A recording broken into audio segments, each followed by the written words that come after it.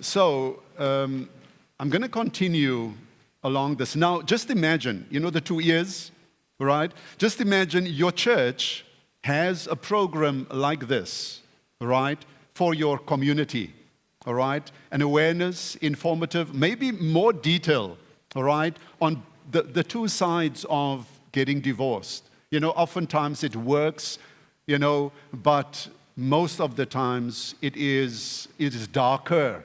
All right, so a program like this in your community, and we call this bridging events or activating events, right? It's not a Bible prophecy seminar or an evangelistic campaign, but it is a felt need within the community. Are we together, everyone? Right, so this kind of program, so this is the other ear that you're listening with. Hey, how can we? And so what you're going to hear today, let's say 50% is enriching you as a church. The other 50% sparks ideas of what we can do as a church in our community.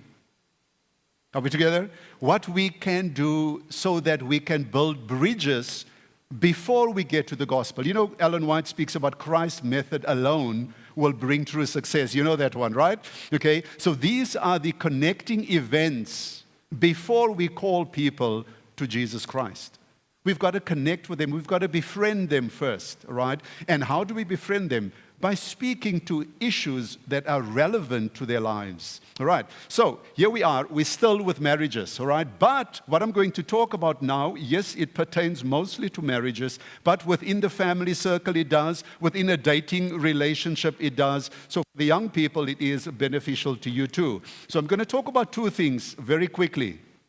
I'm going to talk about the 4 fires of connection.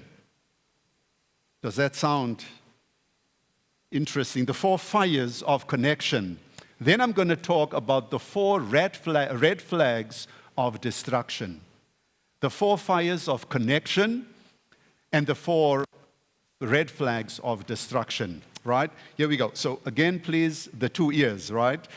Let these things that you hear, think church, think Langenhoven, think Bloem Central, think Heidedal, think Universitas, think your community, what we can do, right, to build bridges so that we can connect with people, speak to their needs, and then lead them to Jesus Christ, right? That's the intention. That's the Christ method that Ellen White lays out for us in Ministry of Healing, page 143. Right. Safeguarding our relationships, that's our overarching theme for today, right? Safeguarding our relationships. Let's look at the 4 fires of connection. The 4 fires of connection. The first one. So, the first fire of connection is physical connection. Physical connection. So, Brian, when you laid eyes on Micah the first time, the very first time, you better remember very well. Do you remember what about a physical? What is it that got you to look and look again?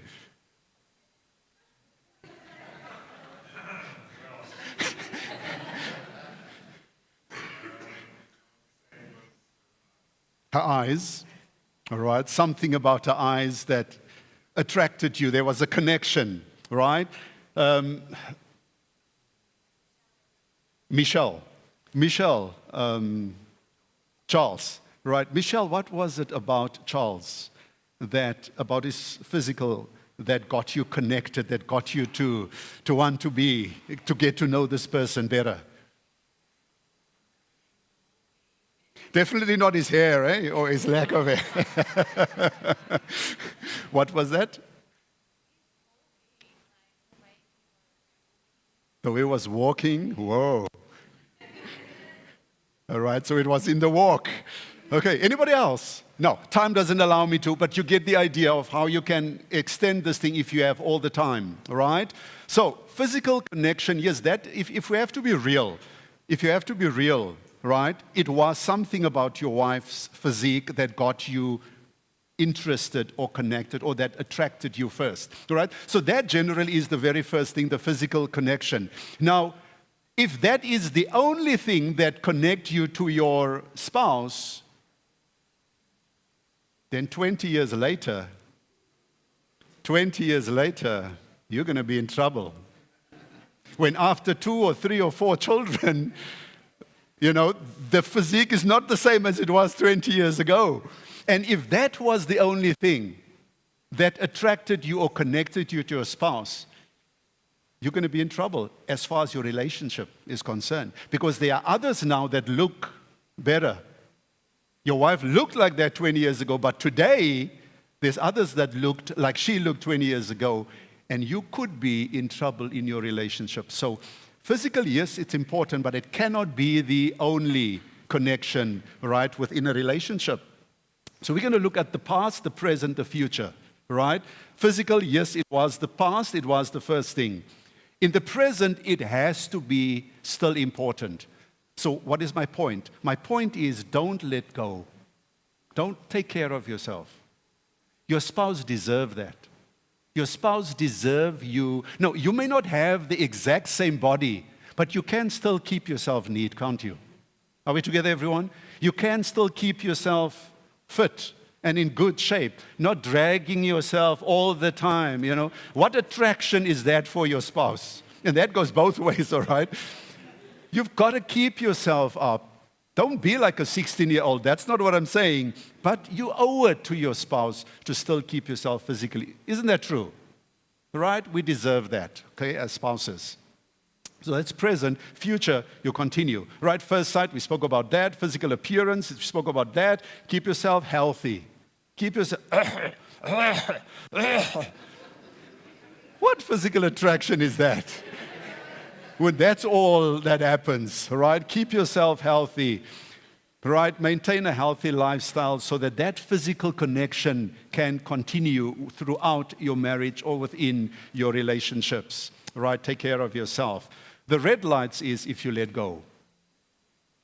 You're going to get yourself in trouble. Come on, man. Your spouse deserves for you to be there, right? Red lights if you let go. Don't let go. All right. I don't have time to expand on all these things, so I'm just going to hop over all of them. The second one is intellectual. All right. Let me just let the information come through so that we can just talk through them very quickly. All right. Intellectual connection. What are we talking about here? All right. How are we able intellectually to connect? Now, we spoke about the physical connection, right? There was an attraction there. But intellectually, are we able to connect? Are we able to have deep conversations? Or our conversations, does it circle around, did you see how she was dressed today? Do you know how they look? What does she think she is? Oh, how can they do that? How can the preacher talk so long? How can this guy make so many jokes in the church? What is he? Is that the level of communication that you have, and that's where it ends? Or are we able to have deep levels of communication? Do you have the cards here? Is it in the car? Can you get it for me? You've got the keys, right? Okay, so the deeper levels of communication, I've got something that I want to share with you here today, or show you, with regards to helps along communication, because communication is very important, right, within marriage. You heard Franzel say that's the number one reason why people divorce. Communication is down to nothing because we just surface communicate. There are 5 levels of communication, right? And the lowest level is superficial level, is that first level, talking about others. Talking this chit-chat. No deeper level of connection between the two. Intellectual connection also refers to, similar interests that we have. And even if we don't have similar interests, can we have interest for each other's interests? If I don't like shopping, and my wife loves shopping. I know that's not an intellectual thing, but just a quick example that I can look at. There's other examples, all right? I have an interest in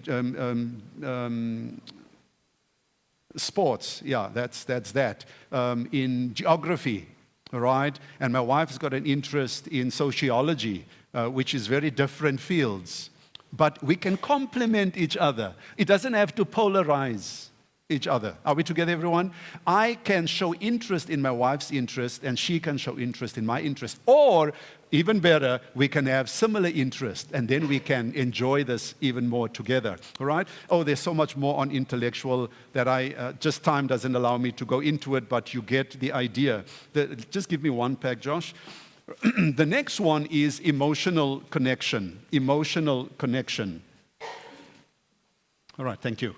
All right, so here we have a resource that we have at the conference. It's called the Marriage Deck. All right, it's called the Marriage Deck, and then we're working on the Family Deck as well. So this is a set of 52 questions, all right, 52 questions on these cards that get you going with regards to deeper level of conversation, instead of talking about the this and the that, all right, that really connects you nowhere, just wanting to pull out, right? Deeper levels of, I'm not going to give you examples because it's just going to take time. You can come and have a look at this, and you can obtain this from us. All right? It's Sabbath today, so we're not talking price. We'll talk about that after Sabbath, when you do the settlement after Sabbath. All right? But very valuable, very, very valuable, that takes you deeper into conversation and communication and gets you to connect with each other on an intellectual level. Right, emotional connection. Emotional connection. Right,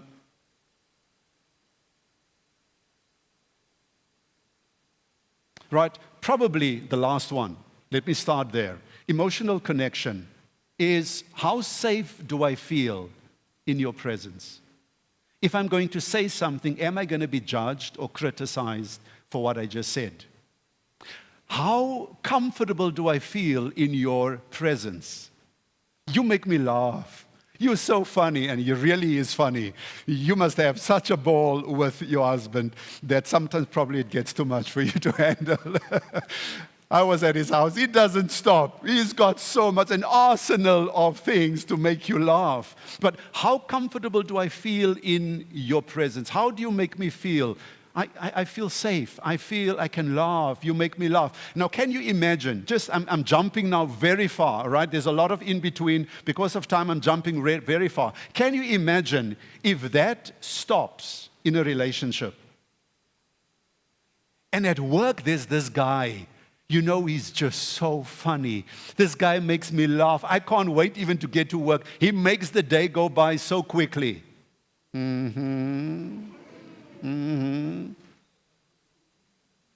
know, and then you get to that thing, you know, that line.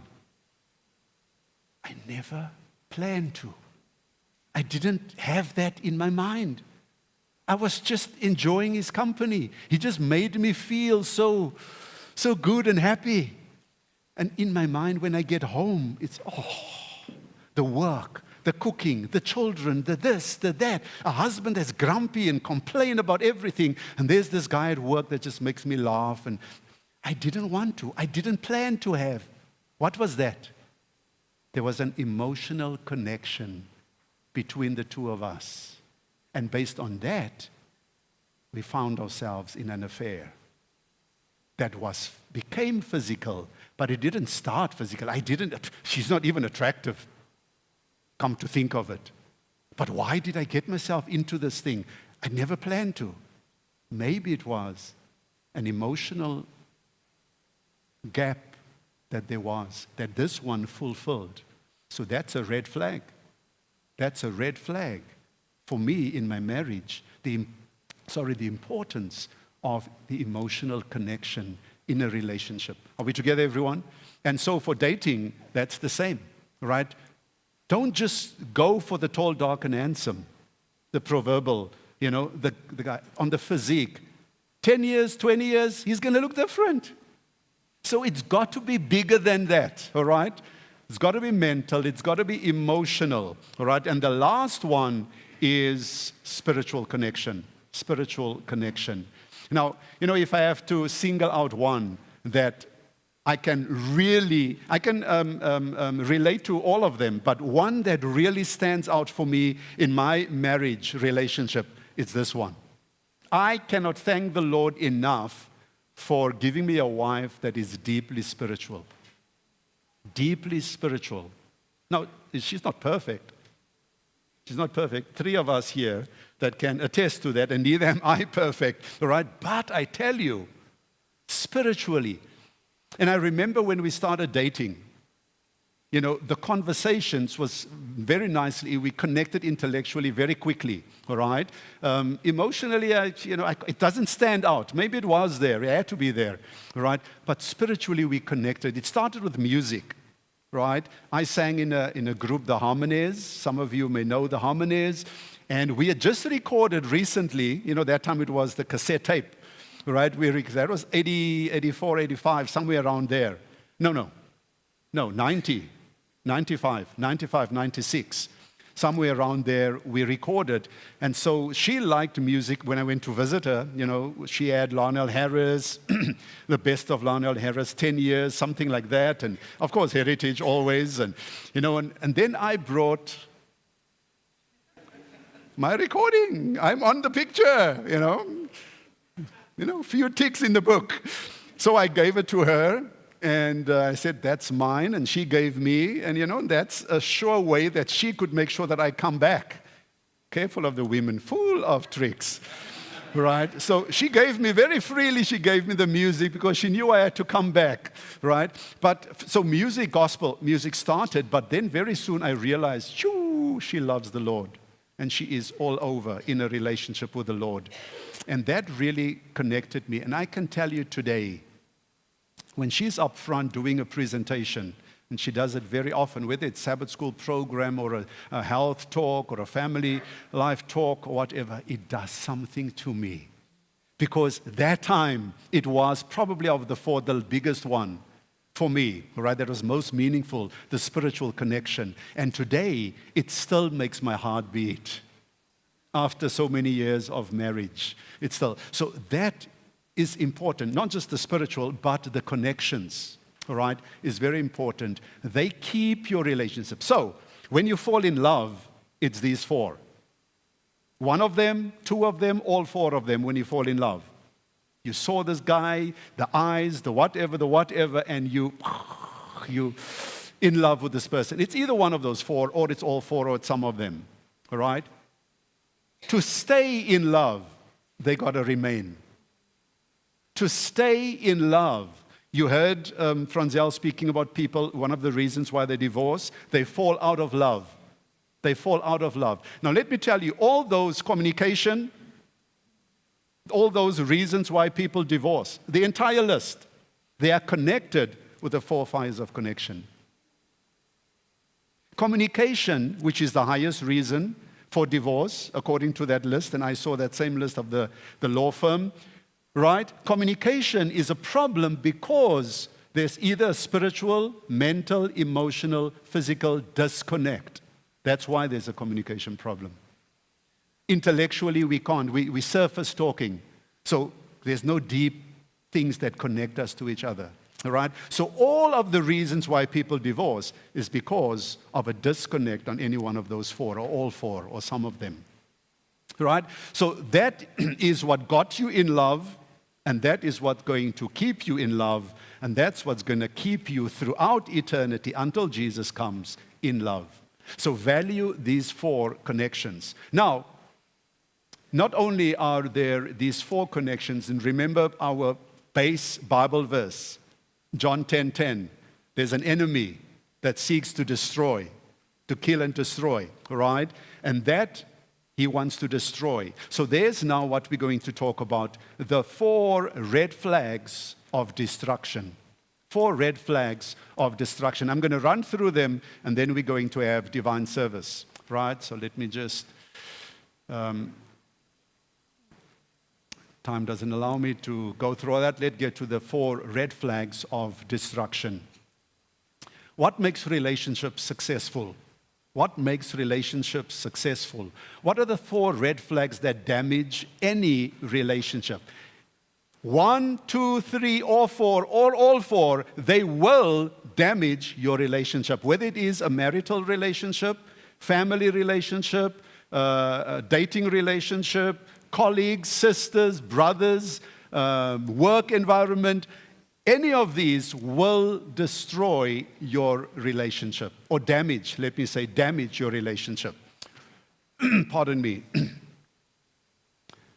Let me read that one. These 4 red flags have such significant impact on relationships. Listen to this. That if they continue unaddressed, they could potentially bring the relationship to an end. These 4 red flags are so destructive that they could mean the end of at age of 85, that a relationship can come to an end. If that can happen it can happen at any other stage, all right? We don't need to live in fear. That's not what I'm trying to say. I'm just trying to bring the realities of things that we need to guard against, safeguarding our relationships, all right? Okay. There are 4 negative communication patterns. Number 1, that is criticism. Criticism can destroy any relationship. Number 1, what is criticism? Criticism is defined as attacking your partner's character or personality instead of addressing a specific behavior. We lose sight of the issue. Remember what we say? Stay with the issue, don't attack me. Let's stay with the issue, right? That is what criticism does. Criticism goes to the person's character or personality and forget what the issue is, right? So, examples, the dishes. You tell your spouse, you're so lazy. The wife tells the husband, he's supposed to do the dishes. The dishes are piling up, right? And she comes, she's upset because it's been piling, and she's like, she burst out, she says, you're so lazy. That is attacking his character, right? Probably a different way of saying it, where you stay with the issue of the dishes are not done, is I'm frustrated that you didn't help me with the dishes. So it's I language. You're saying, I feel very unhappy. I feel frustrated when you don't do the dishes. I'm not attacking the person. I'm dealing with the issue. And I'm saying, how is it affecting me? Are we together, everyone? And that's the basic principle of the entire presentation, right? That's basically what it is about. It creates defensiveness. Criticism creates defensiveness, right? It erodes trust. You know, there's the heart. There's your heart, right? Criticism cuts into your heart every time, until there's nothing left. You don't feel anything anymore because you've been criticized over the last 10 years, 15 years, 20 years, so much that it has eroded everything that you felt. It's gone. And that's why you're saying after 25 years when the children are out, the wife says, I'm out of here. I've been tolerating you for the last 20 years because I've got nothing left. I just stayed for our children. You've eroded every feeling of mine. You've eroded it. It's gone. That's what it does, right? It damages self-esteem. Unfortunately, I don't have the time to go through everything, but the idea is it sparks something in me as a church, how we can reach the community. I want to constantly bring that before you, right? How to overcome criticism. Focus on behavior, not personality or character. The behavior of the person and a deal. Use the I statement. I feel unhappy when you, right? And then avoid exaggerations. It's exaggerating to say you're lazy. So that is a definition of who you are. But that's an exaggeration. That's not the totality of me. It's just because of the dishes. It's something that I really feel I can do when everybody's gone to bed. I can go and have my quiet time. It's therapeutic for me to do the dishes. But now I'm labeled as I'm lazy, a total person, right? So avoid exaggerations. We'll skip that. And we'll come to the second one. The second one is contempt. What is contempt? Contempt is a feeling of disgust or superiority that can manifest in negative communication patterns, like, for example, sarcastic comments, cynicism, name-calling, eye-rolling, sneering, mockery, hostile behavior. These are all forms of contempt. Sound familiar? Look familiar? You know, those little sneering remarks, that sarcastic remarks, cynical remarks that you're passing. Yeah, very familiar, right? That's what we call contempt. Reasons why contempt is harmful. When we express contempt towards our partner, we are essentially saying that we are better than them. And marriage is not about one better than the other. Marriage is not about competing and superiority. It's about a unity, right? It destroys communication. How to eliminate it? Treat each other with respect. Build a culture of appreciating than criticizing or contempting cynical behaviors. Practice active listening. Listen to what the person is saying. The verbal and the non-verbal communication. You know, the non-verbal is by far the largest, right? What you say, the words that you hear. And this is how men and women are different. There are many ways that they are different, but one of the ways is when a man generally I'm generalizing, right? I'm not saying every man is like this. Generally, a man communicates very direct. A wife will say, you know, I feel so tired. I had such a long day. And by saying that, she's saying, I wish you can prepare supper tonight. And in my mind, it's like, you know what, stop going this way and that. Just tell me what that's the mind of generally the man, right? The woman wants you to take time to read into what she's trying to communicate with you, right? But you're not getting. But when she communicates the other side, you pick it up very quickly. Right. Learn to manage conflict. Right. Then the third one is defensiveness. Defensiveness. So it's criticism, contempt. Criticism erodes. You can see why it is called red flags of destruction, right? Then contempt, and then the other one is defensiveness. What is defensiveness? Defensiveness is a form of self-protection, right? That can manifest as righteous indignation or playing the victim. Righteous indignation or playing the victim. That's playing the mind game on your spouse, right? That's basically what it is.